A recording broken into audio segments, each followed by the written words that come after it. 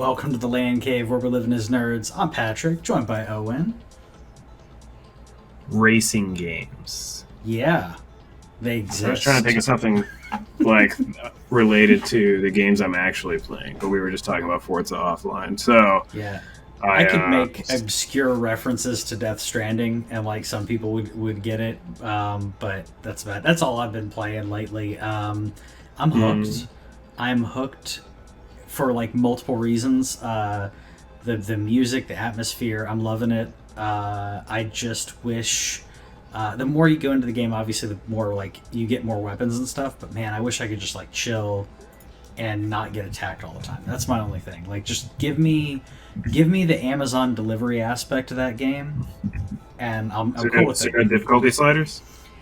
There are difficulty sliders, so you can tone down the. Or actually, I don't know if you can do it after you've started the game, but totally something you can start with. Like, you can do it super easy, and just go through. Why not just turn that down? Yeah, I think I may have to look and see. Can I turn it down? Not telling you to do it or anything, but you know, if it's something to where you don't want to deal with it, and you like the other vibe. Yeah, I mean, I'm just like I'm enjoying the vibe of like I know it's what other people were like. Oh, I hate this. I'm like, no, I like the at its core, it's like I'm delivering packages, and I need to like shuffle the packages and make sure that like I can put them onto a vehicle. Like, because the more you play into the game, the more like vehicles and different things you can get that assist in that. But I'm gonna plan out my route and go here, drop off stuff, pick up another mission, go get like. It's pretty cool, and there's every now and then there's like a fun one, like you got to deliver a pizza and you can't let the package like go sideways or fall down with it. So I think it's pretty fun. Yeah. I've been mixing it up. I got into it over the weekend with the wife with a little It Takes Two. The people who made No Way Out, I believe, was their last game. I think Brothers was the other game that they made. Yeah.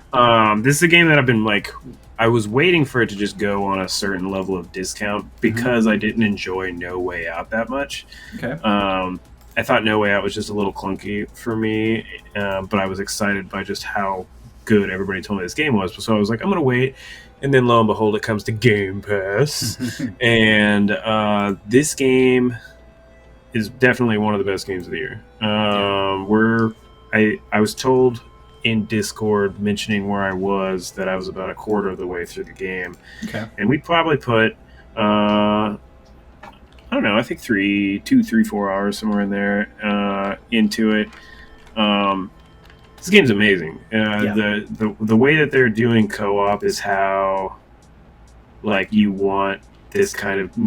I don't even want to say casual, because there is like some things where you really do have to have some good communication with your other player, but like this kind of casual co-op in terms of like it's not extremely punishing. You can get a game over during boss fights, but otherwise every time you fall down you get right back up. Like, it instantly teleports you, so there's no lives. Game over isn't really a thing, but we were playing that over the weekend. She's been working late all week, so we haven't got to get back into it, but hopefully we get more into it this weekend. It was one of the first times me and her played a game where we both are holding a controller and we were not getting annoyed with each other, because like I think that honestly speaks to the quality of the game, where we're so hooked by how well the co-op is done, as opposed to something like, say, Overcooked, which Overcooked is meant to like kind of stress you out a bit, but that kind of co-op stresses us out, whereas this one, it was like, let's figure it out. It's a puzzle platforming game, and we were sitting here like, wait, what do we do? And she's like, I think I gotta hit it with the hammer, and then as soon as I hit it with the hammer, you gotta shoot it with the nail. And it's a good time. I'm pleasantly surprised, and it's already on like my top few for the year for sure. It's got heart. It's got heart. Did you finish it? I didn't finish it. I got pretty far, but I didn't actually finish it now. And then on the complete flip side of delightful, even though it is great, but a game that is also going on the top list for the year so far is Metroid Dread. Yeah. I am at the final boss. I am at the door, and it has wrecked me. every time I fight it. I think I've landed all of 2 hits on the final boss. There was definitely a difficulty spike for me. I died during every other boss fight. The very first boss I did not die. Every other boss after the first one I died multiple times, but this one is like a definitely slower but surely hopefully winning the race. I talked to some other people who have beaten the game, and one person was like, I easily had to try it 50 times. And so it was like I've tried for several hours before I beat it. That kind of annoys me that they just kind of ramp it up that high. And honestly, one problem that I would think I'm running into is I don't have all the health tanks, and some of the health tanks are kind of hard to get just from a precision standpoint. They've definitely put it's cool puzzle elements, but I suck. It speaks to my skill, not them being annoying in terms of how they locked it behind some of these cool puzzles, but like you have to do these run dashes, do your charge run dash thing, which is called like a shine sprint or something, and then you can only hold that shine sprint for like 5 seconds before it goes away, so you have to get to the right point, launch yourself with it, and I'm not good at precision things like that, and so going into the boss fight without max health is also probably going to handicap me. I'm just gonna have to get good, as the Souls people say. So now you know how it is for us. Like, and that's why, there's a lot of times where like I hit those walls where I'm like, maybe I'm done. Maybe I need to play something else. Maybe this is it. I'm gonna retire. It doesn't happen. But I would say the get good aspect. Metroid, and this is your first 2D Metroid like that you're actually completing, right? I've never played Metroid for more than an hour. This game is good. And that speaks to how good this game is. The gameplay is tight. It looks good. The enemies are fun. There's definitely some frustrating moments where I audibly was cursing during the stealth portions of the game, as I always hate stealth portions of any game. But it's still the thing that I can say. The first thing that I was thinking as I was approaching the boss is people were mad that this game, in its length, and it can be longer depending on how hard it is, but its length was a full price $60. This is definitely one of the first Nintendo first party games in a while, aside from Zelda related things, where I'm I definitely got my $60 right here. This is a good time. Nintendo needs to fix their pricing. I mean, we've got some holiday sales going on right now, because the season's coming, with late stage capitalism, the season comes earlier and earlier every year. So the deals with Nintendo, Nintendo discounted Mario Kart, which that came out 4.5 years ago. I think that was discounted. 2017. Yeah, I want to say it was discounted to $38. Mm-hmm. That's the Nintendo first party experience, baby. Breath of the Wild was $43. Breath of the Wild is still worth $43. Don't get me wrong. Yeah. But it's not. There is some depreciation with age in gaming, and we talk about how frustrating it is when you bought a brand new game and then 2 months later it's a deep discount. We get that, and you don't, if you're not going to be an early adopter, wait for the discount. But at the same time, man, it's frustrating. You can wait so long and say, I'm going to get it later. And with Nintendo, just don't count on that discount unless you're getting it used, and even then it may be a problem. I saw the only game that tempted me, I think, was Astral Chain. Also because it's one of the few that I don't own. I also don't own Super Mario Maker 2, which I don't have any interest in that. But it's never happened. That's how they do it. What they need to actually do, because they're never going to heavily discount their games, that's part of their model.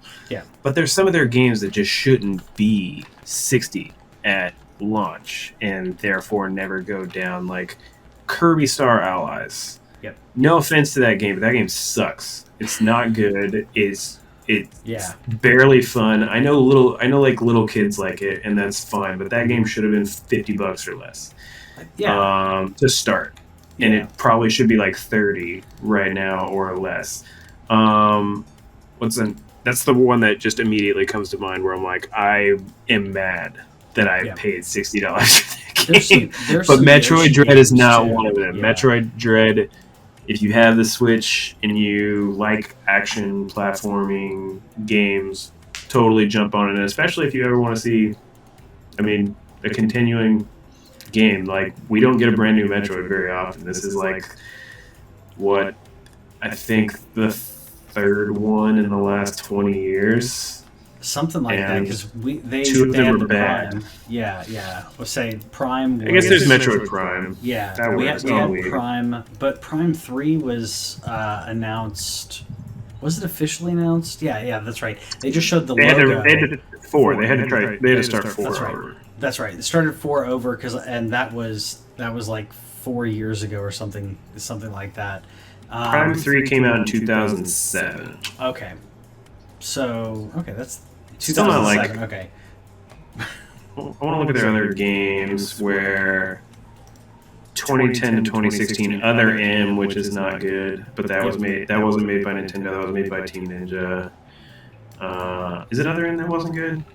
I don't honestly remember. Like, I remember barely playing Metroid back in the day, and I know, like, peripherally, like, that other Metroid games came out, and I was always like, I should try that at some point, and then didn't. And I played more Smash with Samus than I played Samus. Maybe I'm thinking of Federation Force, because I think Federation Force is supposed to be bad. Anyways, if you want a character like Samus to keep going, I do know that this is already easily their highest selling game ever. It's by the end of its run, it's probably going to outsell the whole series, because like the whole series of Metroid, so that's every game leading up to Dread, was still like less than 20 million copies, I think, with like all of them. Like every Metroid combined was 20 million versus say Breath of the Wild, which has sold 24 million on its own. But it's games are fun, man. Yeah, I'm trying to get into more games before the end of the year. Try to play games that came out this year before the end of the year. My list is full of games that did not come out. Halo's coming out in a month. Forza just dropped. I just downloaded that. I downloaded Scarlet Nexus on Series because that's on Game Pass. I don't think I'm going to get to it, but I downloaded it. It's story of my Game Pass life right now. Yep. And I will say, like, Game Pass, the trick with Game Pass, and I have to say this to anyone watching as well as reminding myself in this, with Game Pass, just like Netflix, but actually worse than Netflix, don't count on those games being there forever. And I know that most people know that, but like, it's on Game Pass, it's great. It can and will rotate off as they put other games on there. So just because it's on your Game Pass, don't treat it like your backlog, where you're like, oh, I can play it at some point. I just say that as a way, it's like a mantra to myself, because it's easy to discount it and just be like, cool, I can play it when I want. When you log into the console, you may have it even downloaded. You can't launch it because they took it off Game Pass and you don't own it. But at the same time, it's still the best service when it comes to online stuff. I'm gonna bounce over, because we're talking about online services. I'm gonna bounce forward. Nintendo Expansion Pass, as we talked about, Xbox probably being definitely the best value. Nintendo being the worst when it comes to that. They have announced that they are looking to improve the Switch Online and expansion pack after the backlash. This was just words. They didn't have like any details of like, oh, here's what we know we lacked in this. We're going to improve it. It was just we're gonna do something.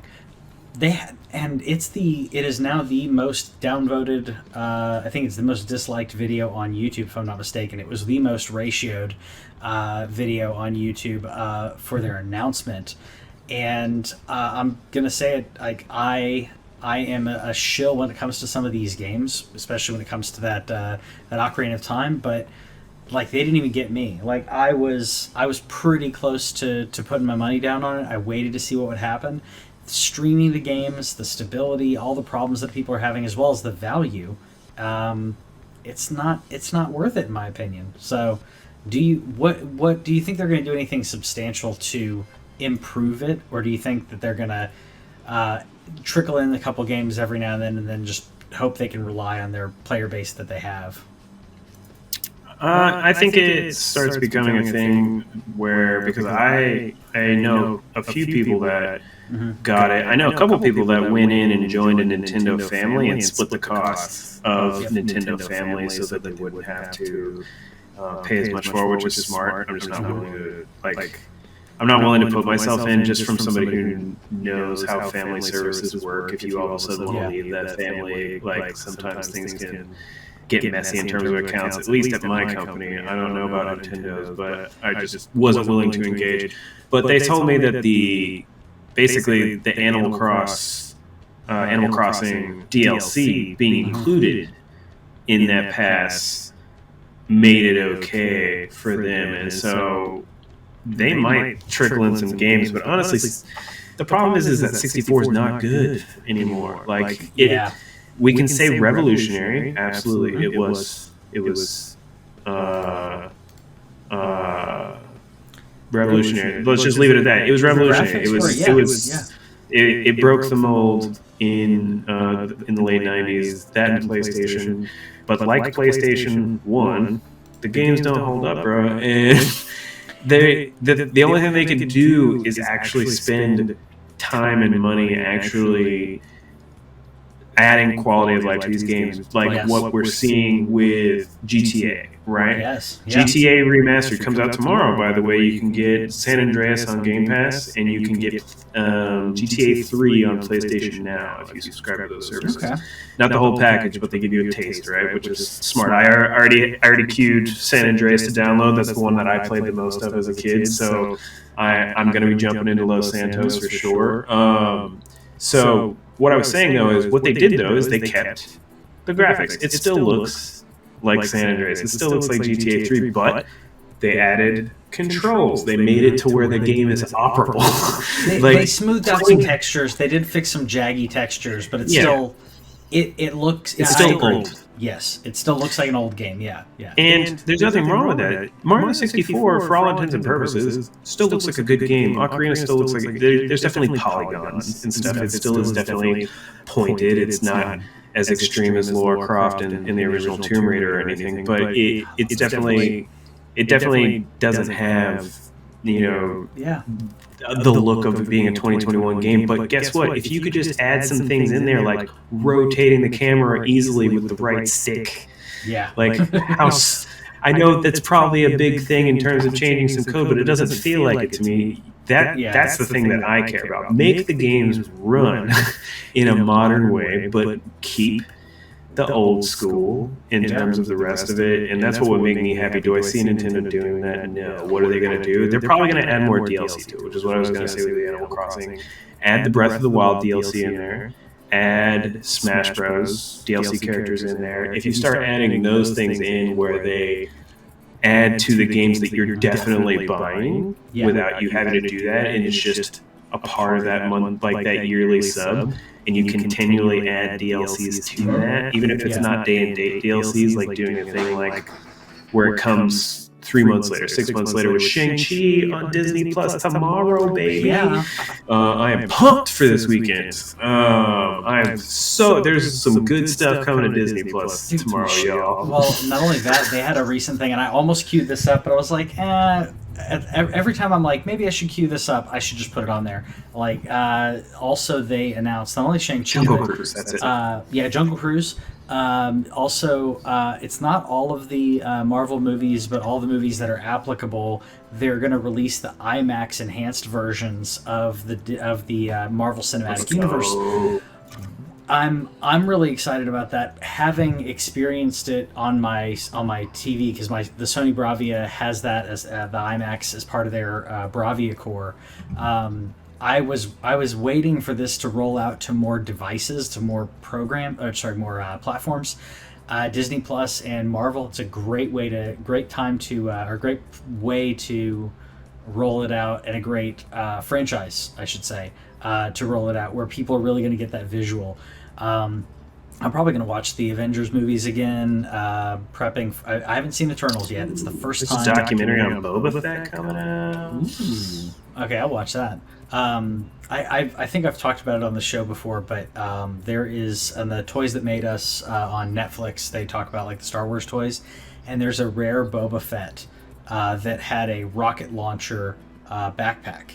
So the regular one that you got at the store just had a backpack, but it was a mail-in, and there's only a handful of them allegedly in existence still. But the thing, it's I had one. My brother had it. I had it, and it was like this like moment where I'm like watching this, going, am I misremembering my childhood like memories, like putting this stuff together? But every single person I've talked to is like, yeah, you had that. I love me some Boba Fett. Love me some Star Wars. So it's gonna be a good weekend. Hopefully, play some more It Takes Two. Watch some Shang-Chi. Watch some Jungle Cruise. Jungle Cruise. I think Jungle Cruise you're really gonna like. I don't obviously, because I'm not a parent. Double check, but I don't think there's a lot of like violent stuff. We'll probably try to watch it during the day. See how it goes. I was gonna say I think that it's appropriate. It's still kid appropriate. There's some corny jokes in there, but it doesn't really get inappropriate in my opinion. Obviously, check. I think I would more be worried if there's like some kind of like kid jump scare or something like that. That's okay. That would be about the only thing that I'd be like seriously worried about in a PG. Yeah. I think it's PG-13 actually. Okay, yeah, then definitely check it. Watching it as an adult who doesn't have kids. I mean, I watch kids movies. I watch scary movies. I watch like everything in between. But sometimes it just like blows past me that I'm like, oh yeah, that part was violent, or yeah, that was whatever inappropriate. So, speaking of Nintendo, Nintendo did say that a new Switch is at least being talked about or being in the works. They didn't really go into a lot of detail, but they said it's going to come out 20XX sometime in the 2000s. Which I thought was a nice cheeky reference to like some Mega Man old school stuff. I had to be purposely. Everybody else is like, what does that mean? It's going to be 10 years? No, they're referencing some Mega Man. I don't think it's going to be in the next. I don't think it's going to be in the next year and a half. I could see right around 2.5 years from now. I could see an enhanced Switch, a Switch Pro. Hopefully, fingers crossed, hopefully that we'll still play the cartridges for the Switch. I think that would be that. I think they learned their lesson with the 3DS. What is it? 3DS, not XL, the new 3DS. Like that one wasn't backwards compatible, right? Or none of the 3DSs are backwards compatible. Yeah. There was the DS can play GBA games. But once they got into 3D, they got rid of the GBA card slot. Yeah, I thought that maybe I'm thinking of it different. I think maybe I'm thinking of it a different way. I'm thinking the other way around. The new 3DS. They literally only made like 4 of those games. They quickly were like. Yeah. Well, the problem with that was it's what Xbox has realized. You have to not only be backwards compatible, you have to be forward compatible. Or if you can, being able to release the new game on your older console when your old console is a huge seller like the 3DS was and like the Switch is, you'll sabotage yourself if you bring out something new that alienates your players of your Switch. Switch. PlayStation slowly ran into this too. Like people finally got tired of it with the PS4. I mean, they sold 90 million PS3s, and you can't play those games on anything. But you can't even emulating them is also stupid hard. You can finally play them on PlayStation now, but you can't download them. So Sony hopefully has learned the lesson also with PS4 to PS5. Hopefully now moving forward, like PS4 is like where we're at, which is now why we need to basically just you don't even care if you remaster everything. You could do what Switch did and make horrible ports that you launch onto a service. But I'm hoping don't do that. Don't do the bare minimum. But the compatibility, being able to play like PS4 games on my PS5 was and the same thing, by the way, on the Xbox side of the house. Same exact, and I'd say Xbox does it even better. They do. We got our upgraded consoles. We were lucky enough and fortunate enough to get those at launch, and they replaced our current consoles outright. I can play everything on my older console, on my new console, and play the new. I know. We never dissed the Vita, but it was. A lot of people were like, "Oh well, yeah, just play the best." The ongoing joke was like, "Yeah, the best games on the PS5 or PS4 games." Okay, those are good PS4 games, like Ghost of Tsushima. Okay, and now we have a director's cut of it that's great, right? Death Stranding and others. It's a weird I said flex time, whatever you want to call it, like this weird gap where they don't want to alienate the PS4 owners, but at the same time we need the new stuff on PS5. We'll get it slowly. Obviously, COVID and stuff screwed it up too, but I think Sony's gonna get it right when it comes to PS5. I'm not worried at all. I think that in terms of games, we've seen the games are coming. Wait, January's crazy, dude. The whole spring's crazy. That's why I don't mind that the Steam Deck has been delayed. Yep.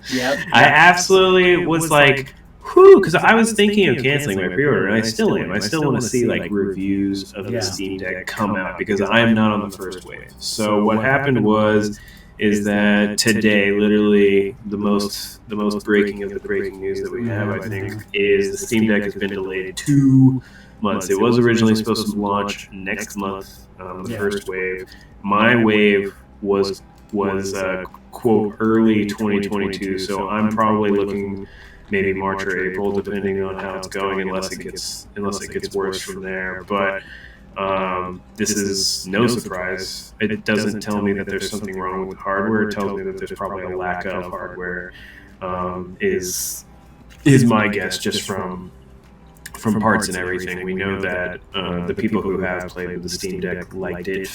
Phil Spencer of Xbox said the Steam Deck was dope, and he was playing some xCloud on it already. So he already is talking about the capability of having a nice streaming handheld there. So I though was thinking about canceling just because I'm like, where's the time? We'll probably have to look at that around Christmas time during one of those podcasts. Like, let's talk about the new year, like right around when we're talking about our favorite games of 2020 or 2021 rather. Look at what's coming early 2022. I know we got Elden Ring, we got Horizon, we got that's just the first two that come to mind. I know that Destiny has an expansion that I'm not going to play. But either way, I don't have to drop $500 on this machine yet. That I probably definitely don't need. But once, because whatever, I like the toys. It just like getting the SWOLED and playing Metroid recently and everything. I was like, man, I can't play I can't play games in handheld on that 720 screen after playing the awesome 4K games. And it was definitely just the novelty factor of how good the PS5 and the Series X were, because as soon as a great game came out on Switch, I was back in it. And then now with the Steam Deck, I'll be able to finally participate in all those humble bundle deals where you can get 72 games for $5 and load them up and play them on the Steam Deck. Well, and you'll have a and we talk as people who have PCs and everything, but I feel like it's more accessible than, all right, I'm going to go in my office and I'm going to chain myself to this desk or whatever. Console gaming is more accessible than a regular PC gaming. This is, it's going to be a blend. What I'm curious about is how many games are going to run well. Talking about Proton on that and everything. Like, how many are going to run well? How many are we going to need to patch games for certain aspects? That's the part I'm curious about. Like, is it going to... because PC, as we were kind of talking about this right as the right before the podcast, PC will tout how that's the best place to play a game. It's the best graphics and everything, but getting the game to actually run right, or in some case run at all, can be a problem. So some of the older games may be problematic. Newer games probably won't be as much of a problem. But yeah, I agree. Having a platform that's a little bit more accessible with that portability is going to be pretty cool. And XCloud is going to be cool. Yeah. Here's where I can tell that Steam's also putting way more effort into it than it did the Steam Box, which were awful. And Steam boxes, really. We thought we were going to get one Steam box, and they're like, no, we're partnering with Alienware and other. But where I can go is there's actually a website. I don't know if you've seen it yet. They're still working on it, but it's steamdeck.com, and there's like a verified list, basically. And they're working on a way that either prior to, or you just want to log into this website with your Steam account, being able to say, this game runs well on Steam, this game can run, because there's going to be the two differences, and then a straight up, this game's not going to run. And so they have some example images of what it's going to look like, where like green checks or like a no smoking sign. So that's cool. Half-Life Alyx, for example, is a no. It's not going to run on your Steam. Makes sense. But Death Stranding has a check mark. Ghost Runner has a check mark. Portal, obviously, because it's old as hell, has a check mark. But some of the older games, like Knights of the Old Republic, I don't know if it's going to run. So, that comes out on Switch tomorrow, though, so don't have a problem. $15. I already got it preloaded, baby. Yeah, I already got it preloaded. I don't have it preloaded, but I'm probably going to do that right after we get off the phone. Right after we finish the podcast. I'm probably going to purchase it and do that, because I absolutely love the game. I've been playing.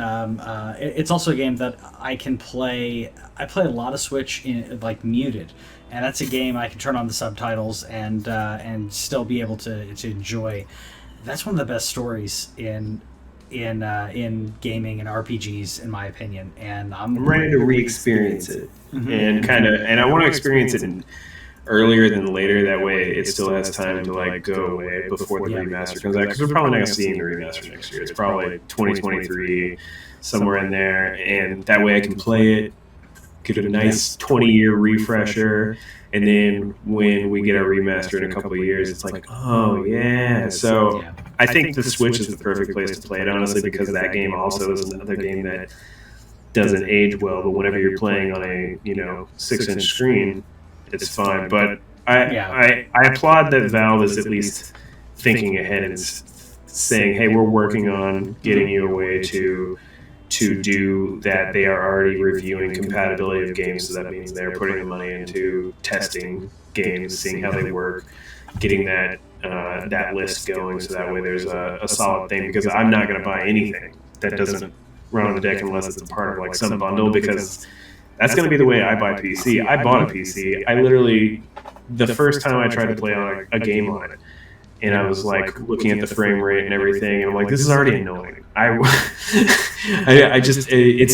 OCD. I want the best experience that I can have, and while my PC could probably give me the best experience of some games, I'm just not going to do that. Whereas the Steam Deck, hopefully the idea is that I don't have to worry about it. You guys already figured out that this game runs on Steam Deck. You guys are going to plug the settings in for me. Let's go. That's what I think is cool about it too. It's going to give that flexibility, and I honestly haven't looked into this. I'm assuming that there's save, cloud save, in there. That's the only part that I haven't looked into.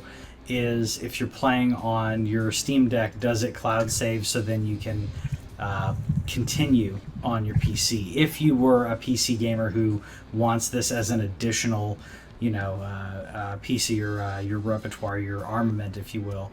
That's the only thing I haven't looked into, honestly. But I know that they have cloud saves, but I don't know if it's automatic with every single game or what. So not that I would pick up games where I left off. I'm sure there's some people who would, but I mean, depends on the game. But I'm just saying, if you're out, if you played last session on the Steam Deck and you're like, hey, I'm home, I might as well, I want to play it on my PC. If people want to do that, I think that'd be cool. What I don't think is cool is DRM, though. Not a fan. Not a fan. Hopefully, and since you're going into Steam Deck, you're going into a PC architecture where you will run into this much more than on consoles.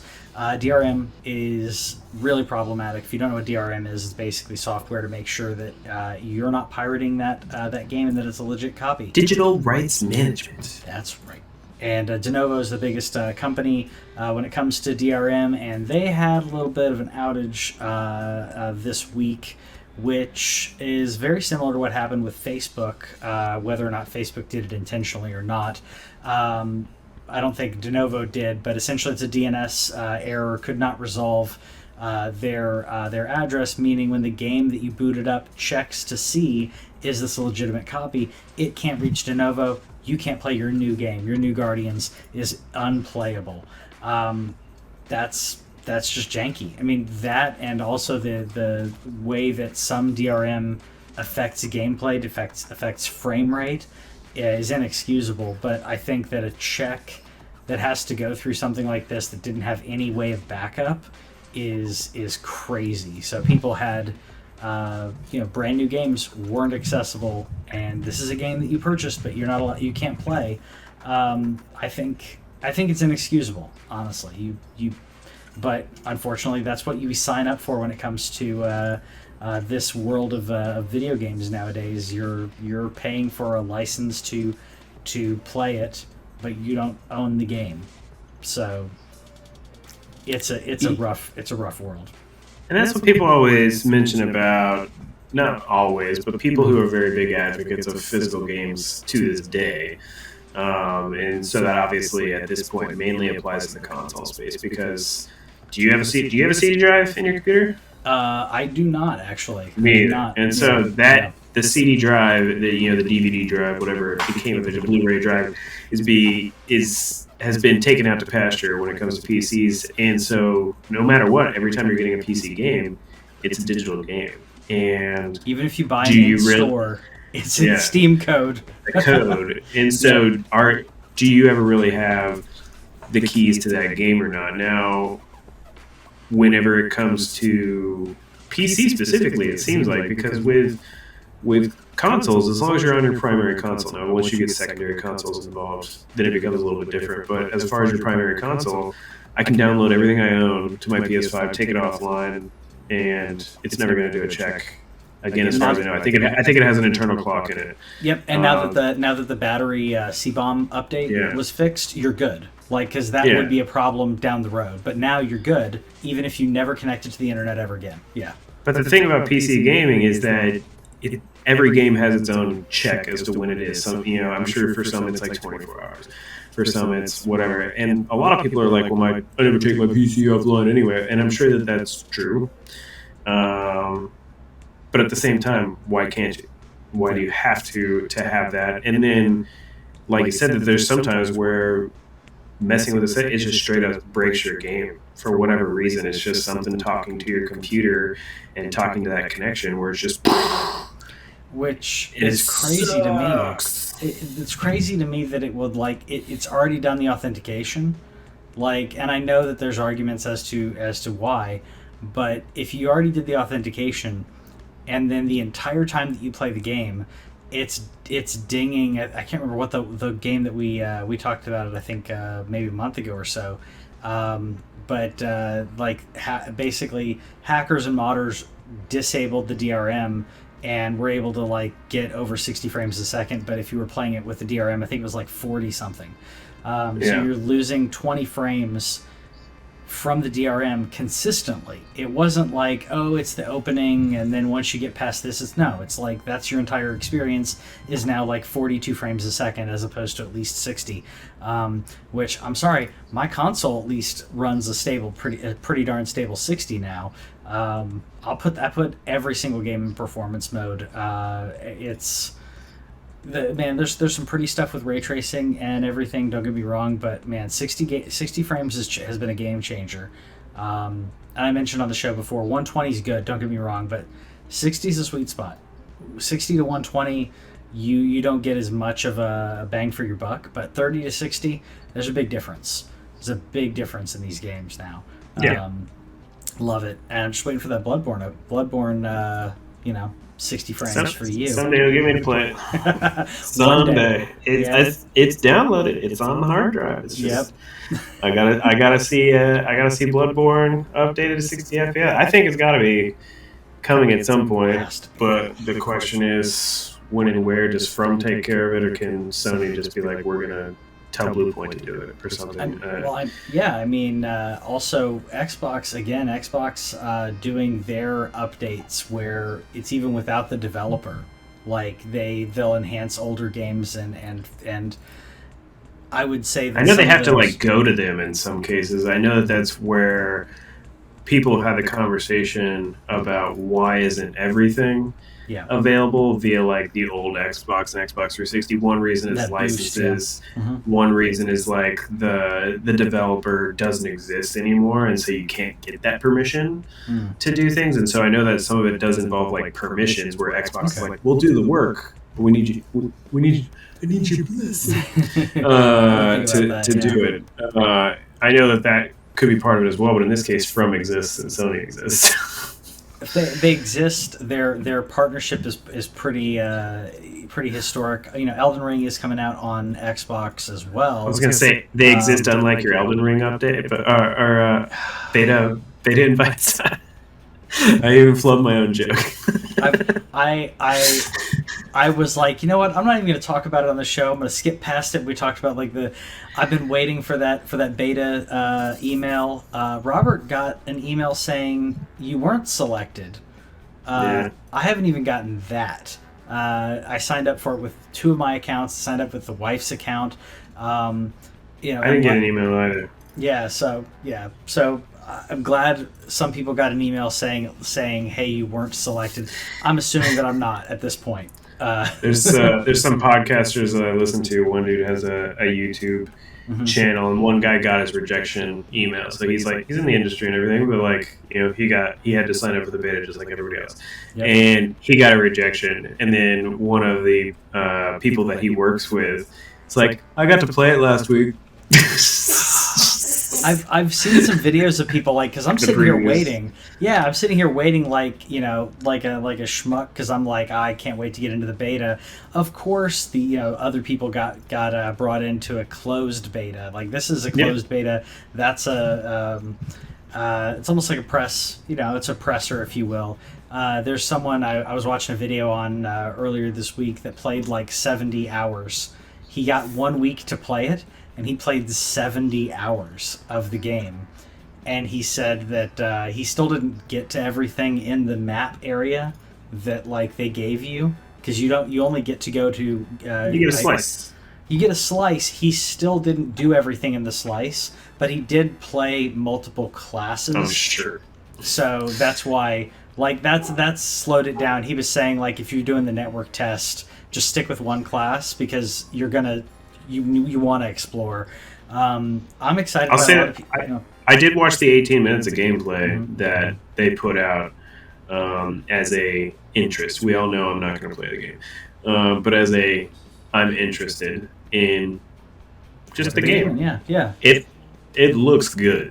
Yeah. Everything about it looks great. It looks like they actually added some world stuff in there that I appreciate. Did you watch this 18 minutes? I did. That big dumb cauldron, the thing that's is talking to him. Yep.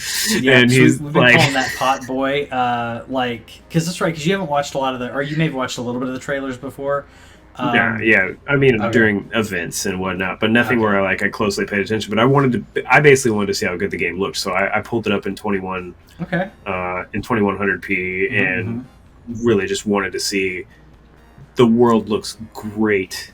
Much better. The combat looks super fluid, but then you just get this big dumb cauldron thing on there, and he's talking about you.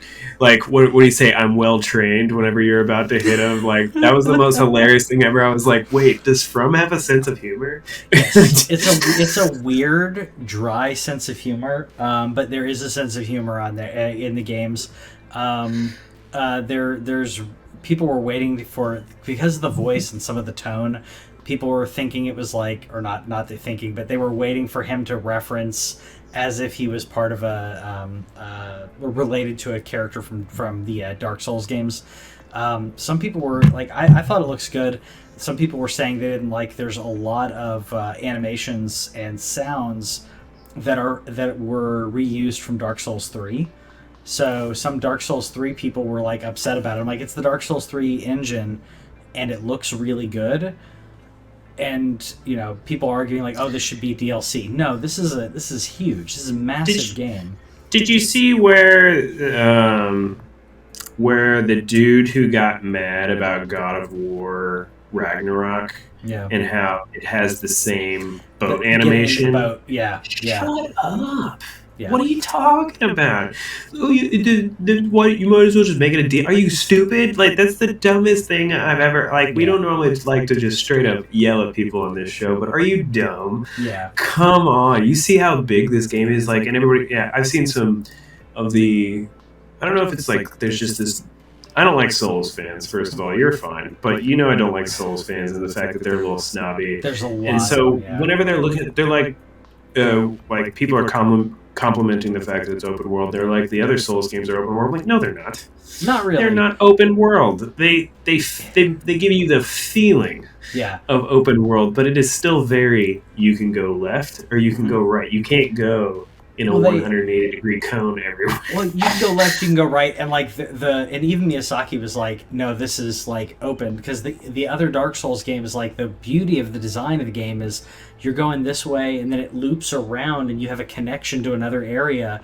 So like, in a way, they're all connected, but being all connected does not make it open world. That's just open saying, world like, is you go there and it exists. There are very few things where you load into a zone. The zone is the world, and there's just this weird thing that just I don't understand how anybody can be toxic about this game. I'm even telling people I'm straight up have zero interest in playing this game, and I just complimented the crap out of it because it looks great.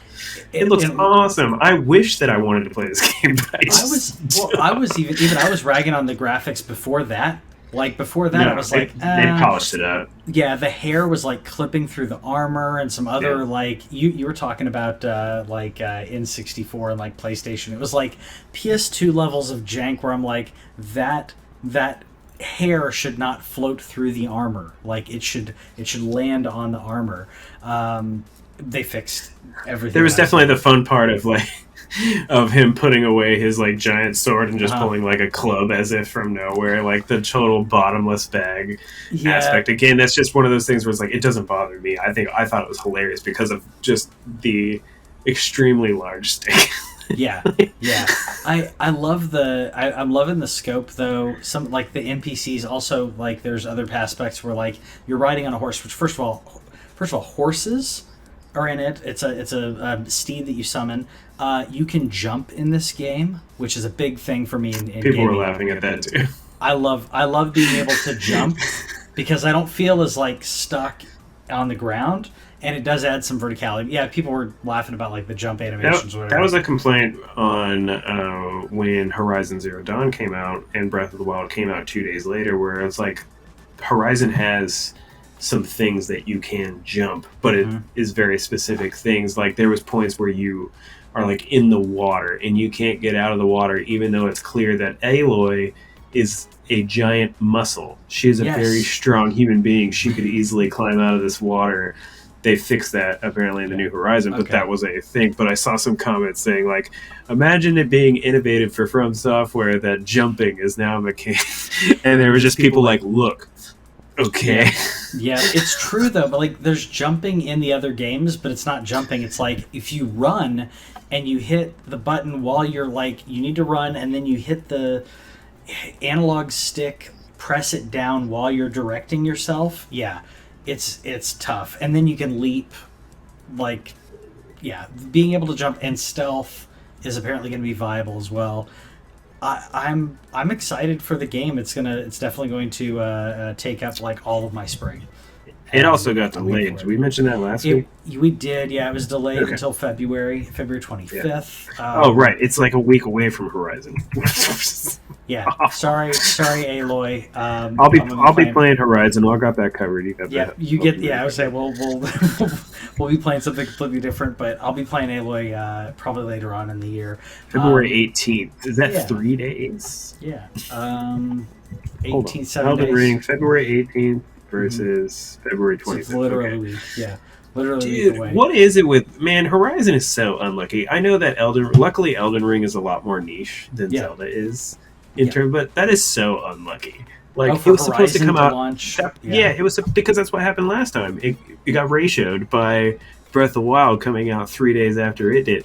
I told this story many times. I put 30 hours into Horizon in 3 days and then didn't play it for 2 years. And it's a good game that you like, but Zelda, I'm sorry, you can't. It's not Breath of the Wild, and no, so it's not Breath of the Wild. the fact that Elden Ring comes out 7 days later, I guess that at least gives some people time, but that sucks so bad that that's just what happens to Horizon. I bet the Sony people were pissed. They were "Come on, this supposed to be our month." I'd be mad. Now it could be worse. It could be worse. Nintendo could come out and say, "Oh, Breath of the Wild 2 comes out March 3rd, whatever." Like, give it time. I'm still banking on that being holiday next year. But knowing Nintendo could be like, "It's out." They could announce that this December, and say, "Hey, it's coming," and look how great it looks on the OLED. And that's one of those games where I'm glad that I know a scalper, because that way, because whatever special edition, if I can't get it, I'm gonna be super upset. I'm still to this day very mad that I did not get the Breath of the Wild one. I tried very hard. Even I was trying to get the Switch one, and I didn't even know Switch yet. I didn't even know when I was going to get a Switch. I just wanted the special edition. Chris has it. Yeah. It's a nice special edition. I would love which one was that? To have it. It was, I think. I got the was one it the with one the that map? had the sword? Oh, see, I didn't get that. I got the one. It had a map, and it had a coin, and I can't find the coin. But it had like a gold coin, a map, and then pretty sure my case came with that, if I'm not mistaken. My Switch case, which is in the other room. Yeah, no, maybe that is the one, but I thought there was one that came with the sword. Okay, yeah, I didn't see the one with the sword, but I have the one with the Breath of the Wild case that looks like a Sheikah Slate, which I thought was pretty darn cool. That was the special, but I thought maybe I don't feel as bad now because I literally thought that there was one that like came like a sword. Yeah, I haven't seen that. That'd be cool though. Next one. What's up? Yeah. Speaking of games you can hope to play, Metal Gear got delisted. We're talking about licensing like earlier. The first one? Metal Gear Solid 2 and 3 have been delisted, which is we were talking about licensing earlier when we talking about Xbox and any game. Rockstar just went through this with the Grand Theft Auto remaster. They had to get the license for music. So I haven't looked at the list yet to see. They still didn't get everything. It's the same one from their remastered. Okay, yeah. See, that's what I figured. So they have to go back and get the licensing to use that. So Metal Gear 2 and 3 apparently they had to delist the historical license. The footage licensing has lapsed. This is another reason why. Did they use real life footage in it? They used some real historical footage. Yeah. And it wasn't anything like violent. I mean, the historical footage from what I remember, it's like oh, there's a tank here or this or that because of the time frame and like the history of Metal Gear. But it's a great example of like, if we watch a movie and the movie has like something playing on a TV screen like this, whatever, right? That's done. It's forever part of that licensing. When they reissue the movie, then music and stuff is, I guess, a similar thing, but I think that usually gets tied up easier. With video games, not so much. With digital purchases, not so much. So if you have Metal Gear Solid 2 or 3, and you already own it, I'm pretty sure you're still good. It's just delisting or you are still good. Sorry, it's just if you wanted to purchase these games, you can't purchase them right now. Doesn't mean you that they won't come back. They'll come back.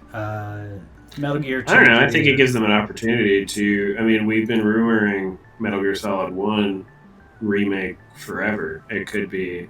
It could do it. Yeah, I know that they said that they're working on it though, and I believe them because why? What is there to lie about that? They could have just said, "Sorry, the license is done. These games are gone." And so the fact that they said that they're working on it is definitely something. It is something to pay attention to because, like, for example, we were talking about Forza at the beginning. Forza Horizon 5 just came out.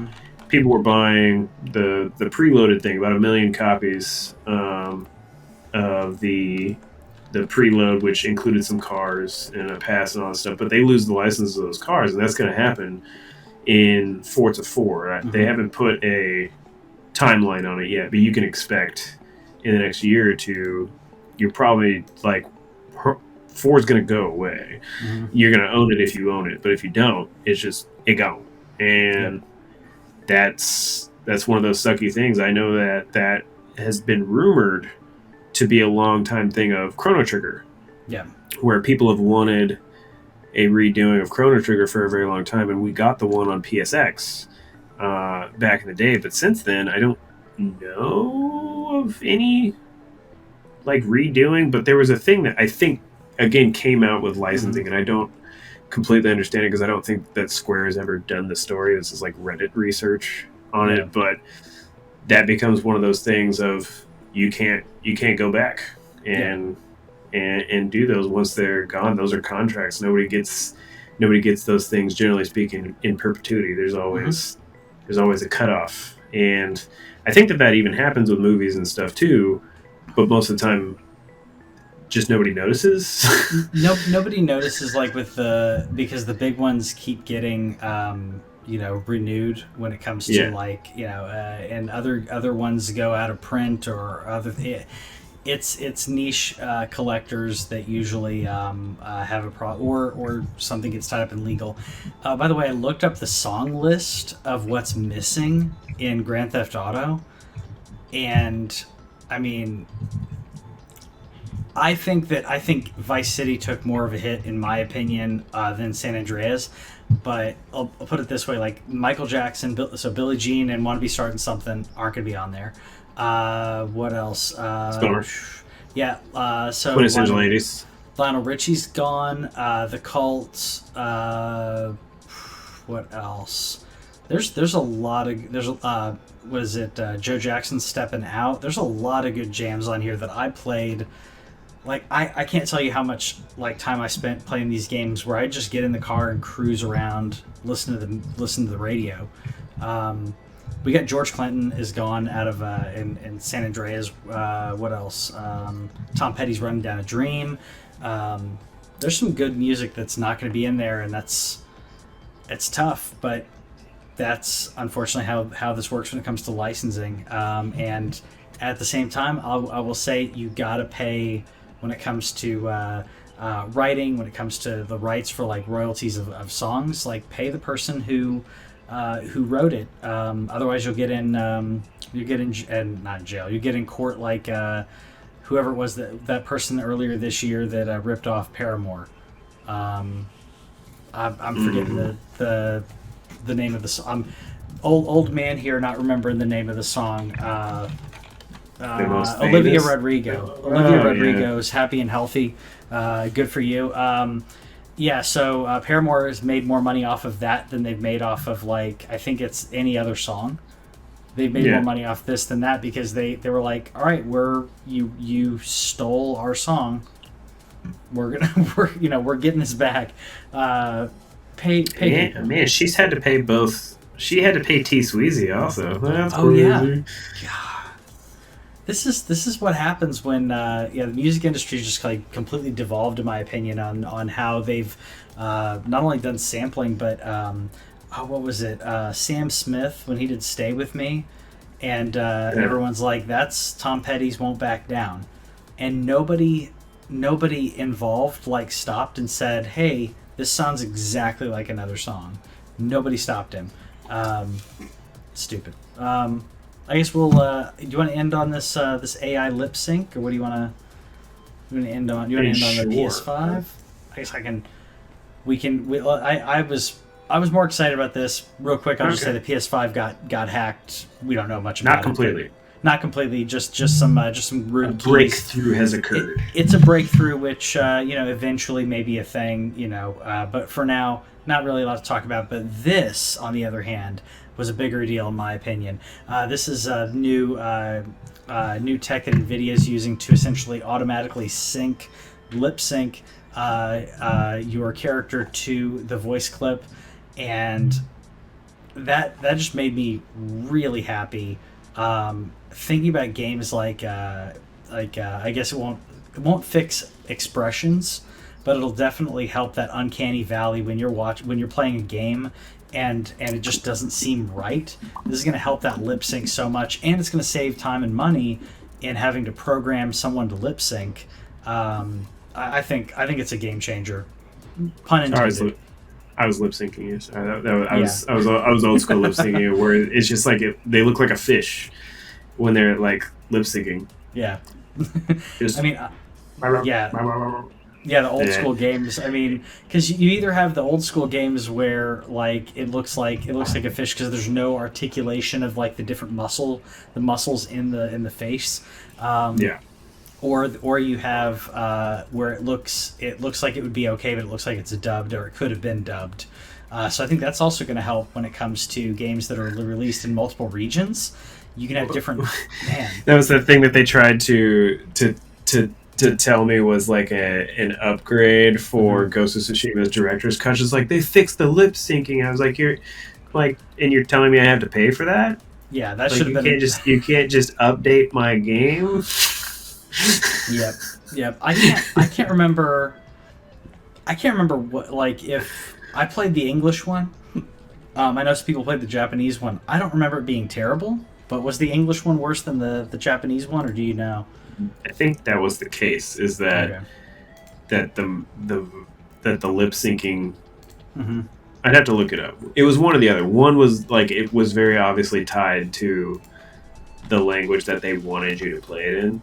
Yeah, and probably versus the other one. And so, and people were like, it was hard not to notice. And I was like, do you actually pay that much attention? Like, there are cases where you do. There are cut scenes where they get in there, and it does definitely take you out of the experience. But the thing that I was like upset about was like, you're making me pay you for that? You fixed it. You fixed it, and you're not just going to patch that into my game that I bought at launch? You're not going to do that for me? Okay, that's cool. It's that's like cool, Sucker Punch. I guess it'd be like if Cyberpunk was like, oh, by the way, we're going to have you pay for that upgrade to fix all the stuff. After all.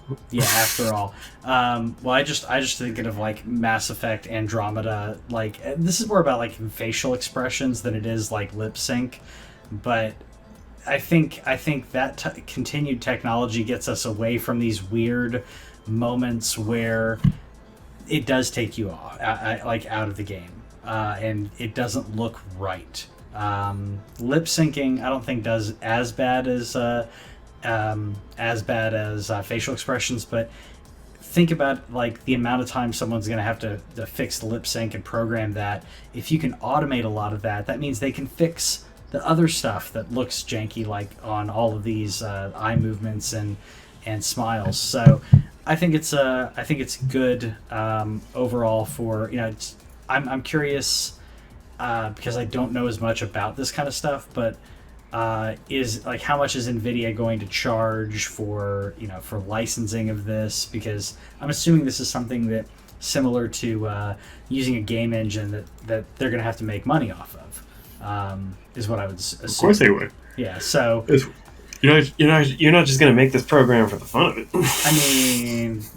I mean, I'd like them to, but only selfishly, so that way, like, more developers could use it. So then this doesn't become as much of a problem, because if you're higher end developers, your AAA games like latch onto this. Your Bethesda, if you will, Bethesda used this. That would free up a ton of time because someone has to sync that someone's still going to have to make sure in quality control, quality check it, but I feel like it's going to save so much time for these AAA games, and we're going to get better quality quicker, at least when it comes to that, which means you can use your resources elsewhere. But I think it's a pretty good thing.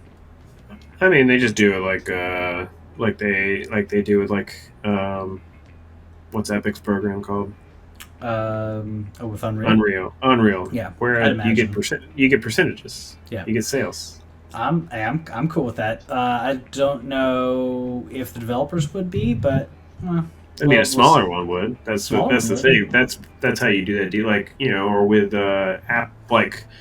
with Apple, where they give you, if you're under $1 million or whatever, it's 15%, and if you're over $1 million, they take 30 or whatever. Tax the rich. Yeah, I like that. It's like the more that because the more that you're making, tax it more. It allows for those indie developers to say, okay, releasing this is going to be more worth it than it would be if it was 30%. If you're that's a lot for a small development team. So, anyways, hope you guys like the show this week. Let us know what games you're looking forward to. You doing anything fun as the holidays are coming up? Thanksgiving's coming up. Let us know in the comments if you're doing anything fun there. We'll see you next time. Bye.